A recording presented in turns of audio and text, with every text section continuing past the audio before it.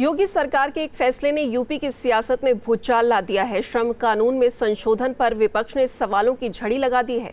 विपक्ष सरकार पर हमलावर है। सरकार की नीतियों को मजदूर विरोधी नीति बता रहा है, जबकि बीजेपी सरकार प्रवासी मजदूरों को यूपी में नौकरी देने में सबसे बड़ा कदम बता रही है।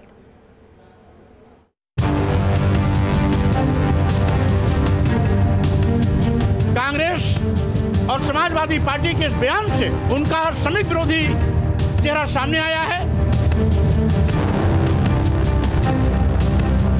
श्रमिकों के, मध्यम श्रेणी के कर्मचारियों के, पत्रकारों के हितों के विरुद्ध ही अध्यादेश है।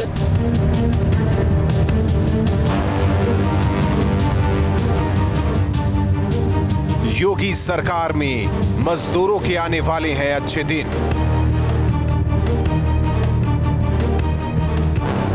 लेकिन विपक्ष कानून में बदलाव को बताया मजदूर विरोधी। कांग्रेस, एसपी और बीएसपी ने सरकार की नीतियों पर उठाए सवाल। कोरोना संकट को योगी सरकार सबसे बड़े मौके के रूप में बदलना चाहती है। यही वजह है कि यूपी सरकार ने श्रम कानून में संशोधन किया है और अधिक से अधिक मजदूरों को यूपी में रोजगार देने की कवायद शुरू कर दी है। नए कानून से यूपी में 20 लाख कामगारों को रोजगार देने की तैयारी है। कहा जा रहा है कि इस बदलाव से चीन से विस्थापित होकर आने वाली कंपनियों को यूपी में इंडस्ट्री लगाने में भी आसानी होगी। मजदूरों के श्रम कानूनों का स्थगन कहीं न कहीं सरकार की मंशा पर गंभीर प्रश्न खड़े कर रहा है। ये आदेश और ये अध्यादेश कहीं न कहीं संविधान विरोधी भी है और मजदूर हित विरोधी भी है। लेकिन यूपी में श्रम कानून में बदलाव पर सियासी संग्राम थमने का नाम नहीं ले रहा है। विपक्ष सरकार को घेरने में लगा हुआ है। बीएसपी प्रमुख मायावती ने ट्वीट कर यूपी सरकार पर हमला बोला है। उन्होंने मजदूरों से 8 घंटे की बजाय 12 घंटे काम लेने की व्यवस्था को शोषणकारी बताया, जबकि समाजवादी पार्टी ने इस अध्यादेश को आपत्तिजनक और अमानवीय बताया है।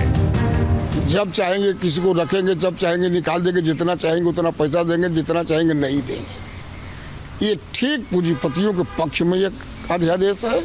श्रमिकों के, मध्यम श्रेणी के कर्मचारियों के, पत्रकारों के हितों के विरुद्ध ही अध्यादेश है। श्रम मंत्री स्वामी प्रसाद मौर्य ने विपक्ष पर पलटवार किया। स्वामी प्रसाद मौर्य ने कहा कि विपक्षी दल नहीं चाहता कि प्रवासी श्रमिकों को यूपी में रोजगार मिले।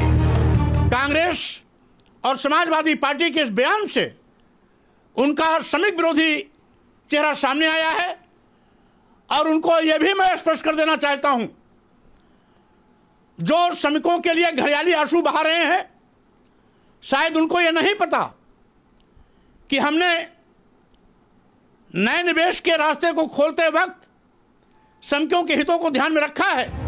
दरअसल कोरोना महामारी के बीच अब तक यूपी के 8 लाख प्रवासी मजदूर घर वापसी कर चुके हैं। योगी सरकार अब चाहती है कि सभी मजदूरों को यूपी में ही रोजगार दिया जाए। इसी के मद्देनजर श्रम कानून में कुछ संशोधन किया गया है। अब बड़ा सवाल ये उठ रहा है कि अगर योगी सरकार गांव में ही श्रमिकों को नौकरी देना चाह रही है तो गलत क्या है? अखिलेश यादव को संशोधन होने से किस बात का डर है? क्या विपक्ष इस मुद्दे पर सियासी फायदा उठाना चाहता है? Team news state.